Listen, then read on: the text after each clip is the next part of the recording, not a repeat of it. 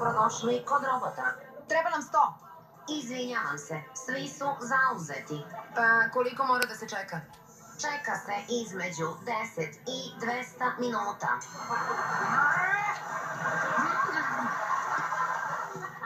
Pusti mene.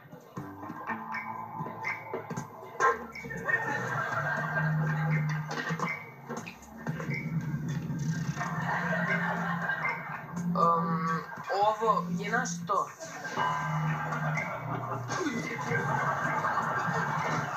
Beži! Slobodno je. Strava.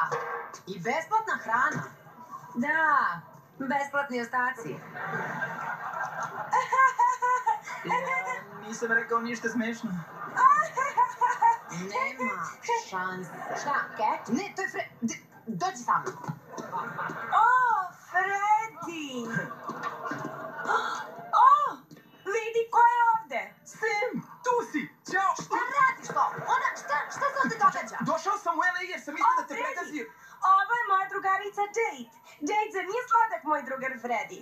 Da, simpatičan dečkić. Opa, ovo je čudno.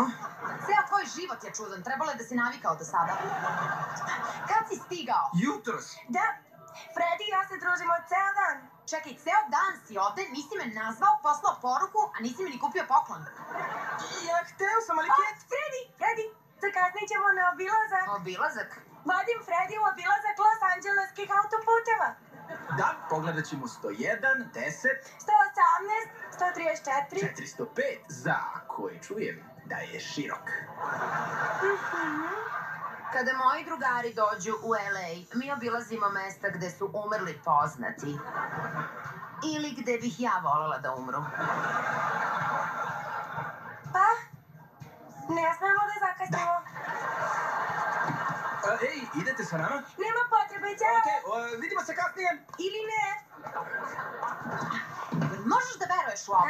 Iz nekog razloga je oduvek voljela autoputeve. Nije. Ljubomorna je jer se mi družimo. Zato je pozvala Fredija u LA samo da me nervira.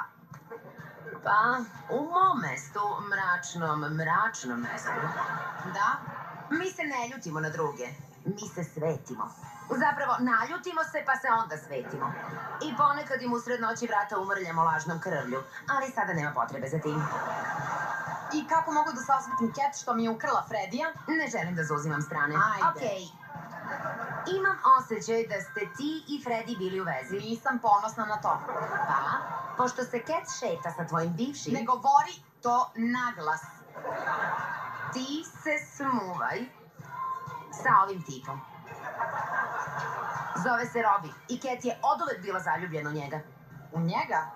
Pa, tako nekako.